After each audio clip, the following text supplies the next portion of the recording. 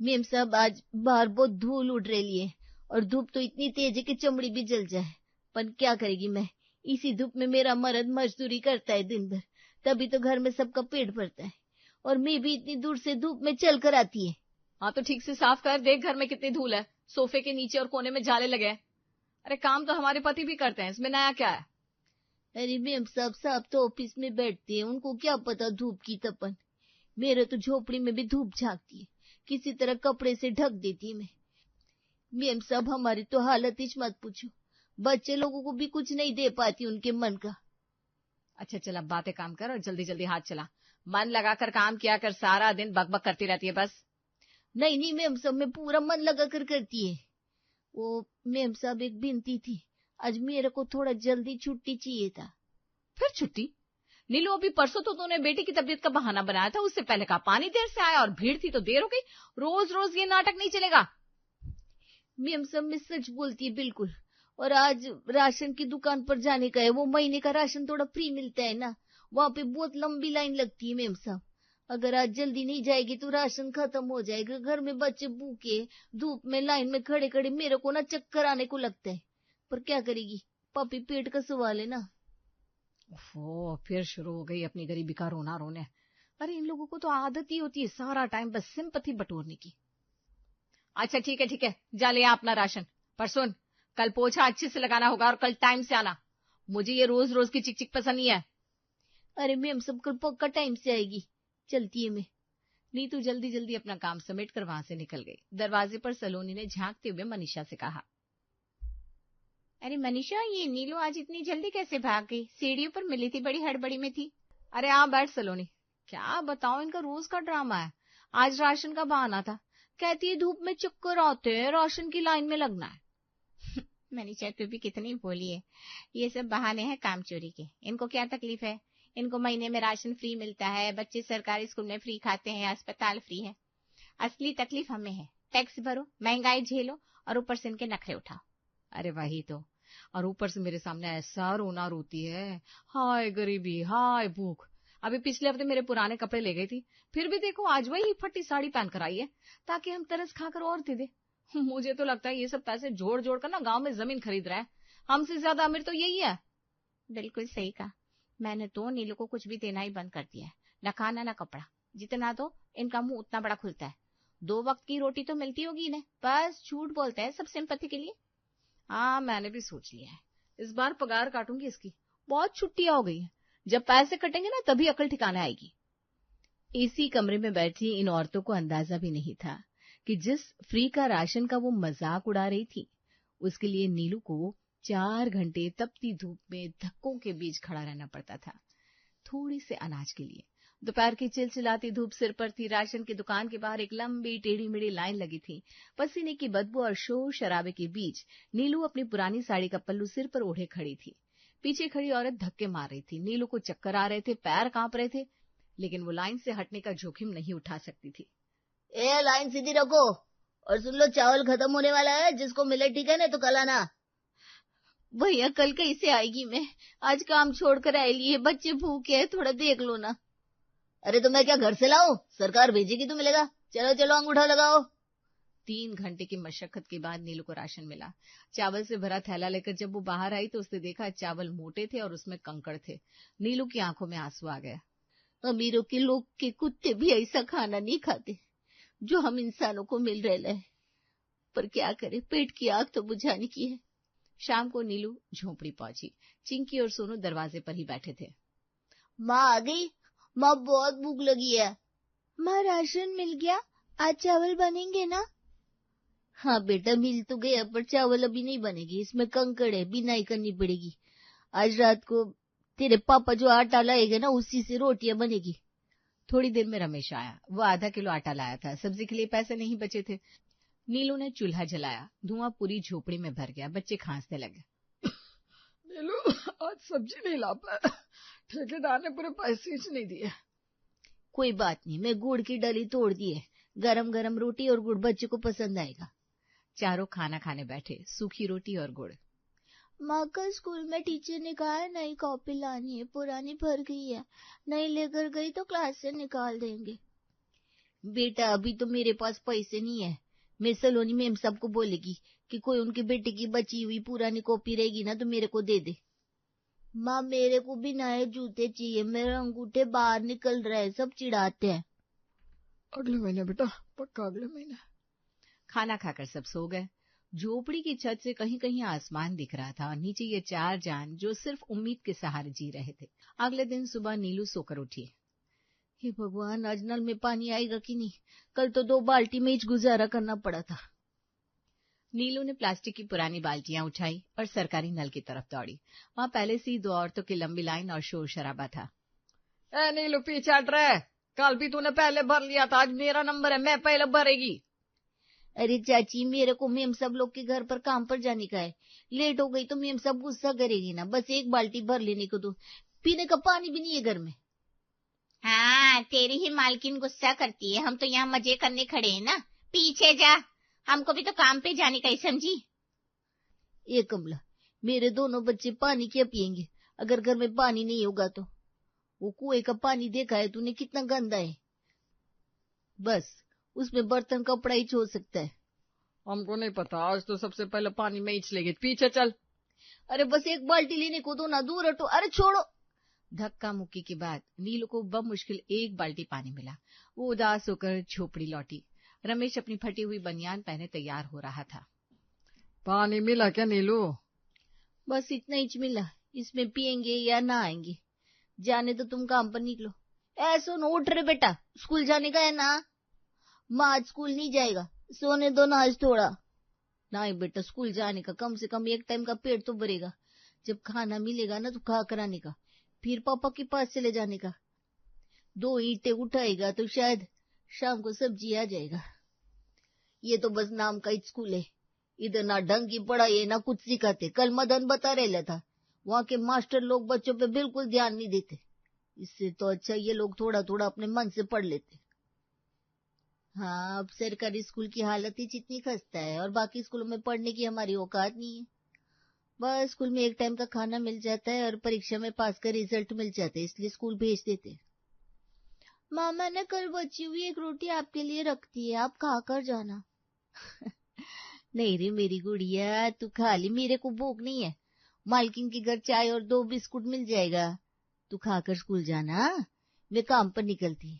और आज इनकी स्कूल से आकर कल जो चावल आए ना उसको बीन लेने का। अच्छा माँ। नीलू काम पर चली गई। वो अभी मनीषा के घर बर्तन मांज रही थी कि तभी पड़ोस के एक लड़के ने आकर खबर दी, नीलू चाची, सोनू बेहोश हो गया है, उसे उल्टियां हो रही है। नीलू के हाथ से बर्तन छूट गया। मेम साहब, मेरे को जाना होगा, सोनू बहुत बीमार है। लो, अब बीमारी का बहाना। अभी तो आई थी, काम कौन करेगा? मेम साहब बाद में आकर कर देगी मेरा बच्चा। नीलू भागी। वो घर पहुंची तो देखा सोनू बुखार से तप रहा था और उसे लगातार उल्टियां हो रही थी। रमेश भी काम छोड़कर आ गया।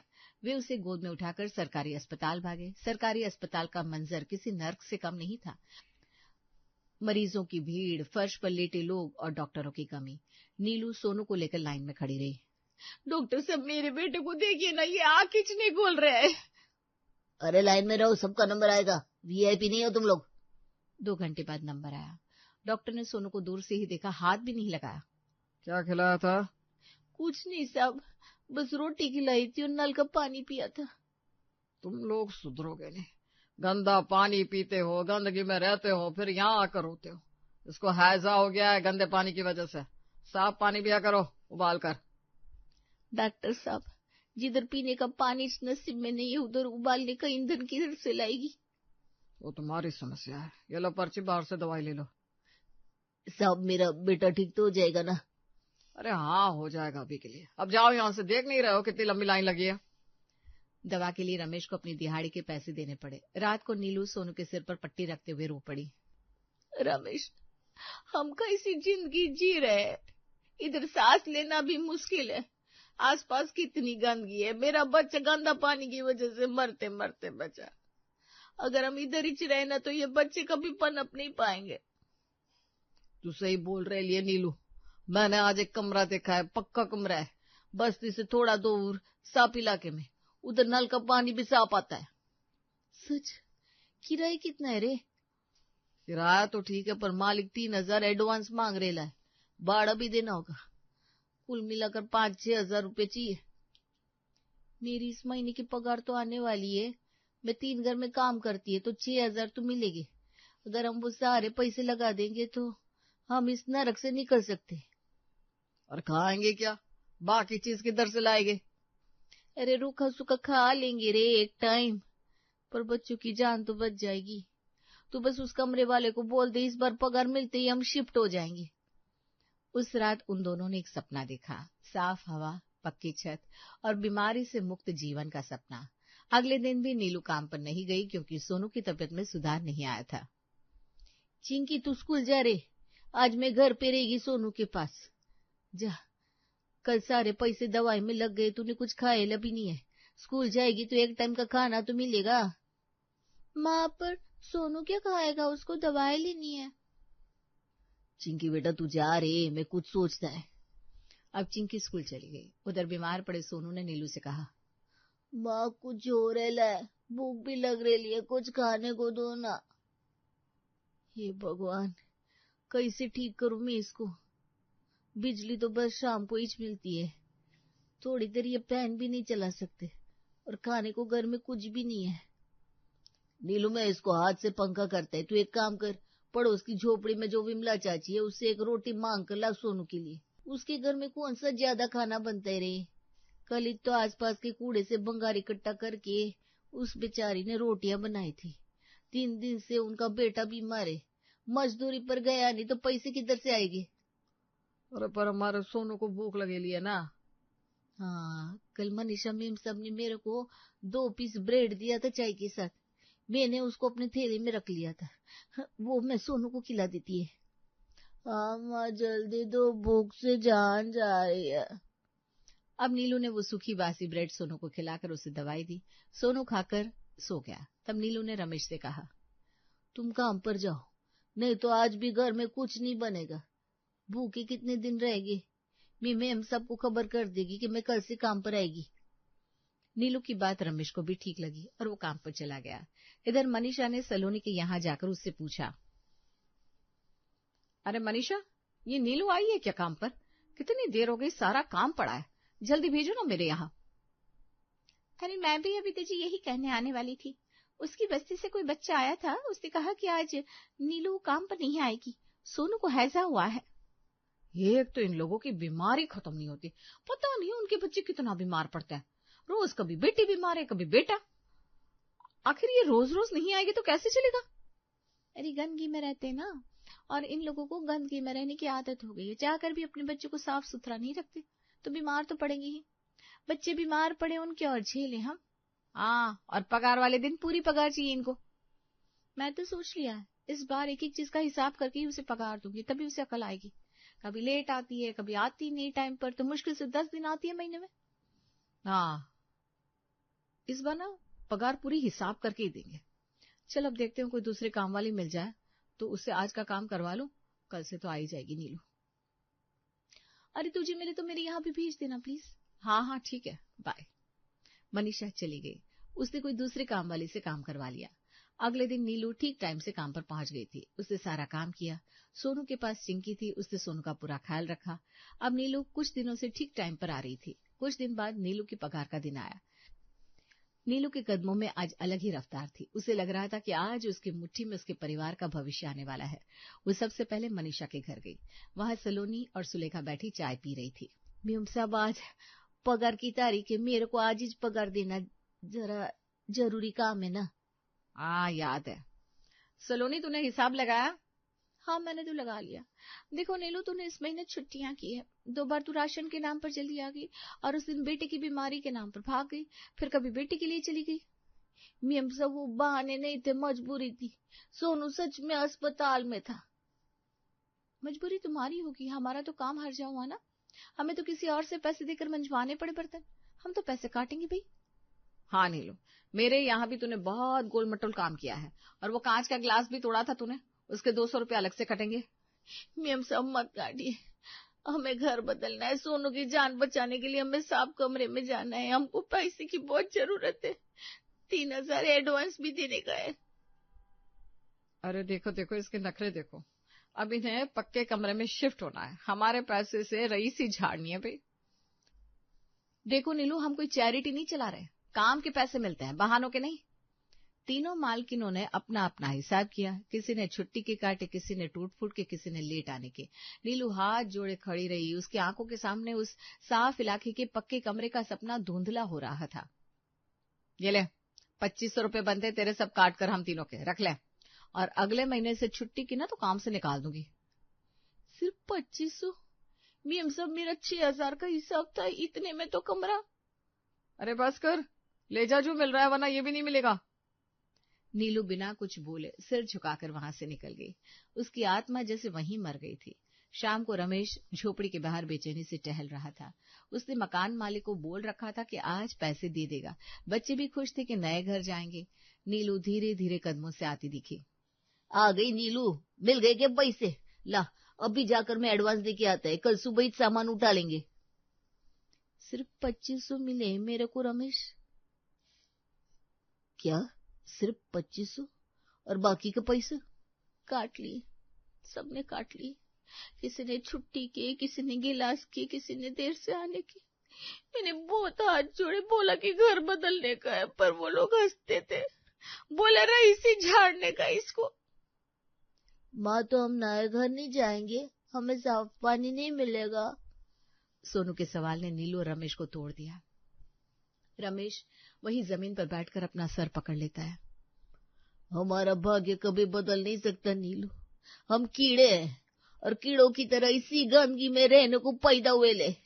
वो पक्का कमरा, वो साफ हवा, वो हमारे नसीब में नहीं रहे।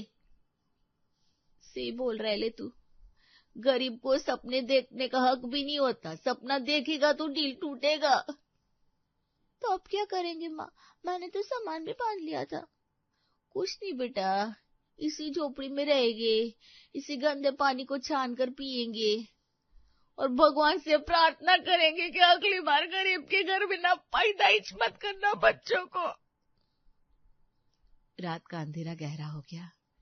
बस्ती के उस कोने में फिर से वही सन्नाटा छा गया। सामने अमीरों की ऊंची इमारतों में रोशनियां जल रही थी, एसी चल रहे थे, और यहाँ नीलू अपने परिवार के साथ उसी टूटी छत के नीचे उसी बदबूदार हवा में लेटी थी। उनकी उम्मीद का दिया बुझ चुका था।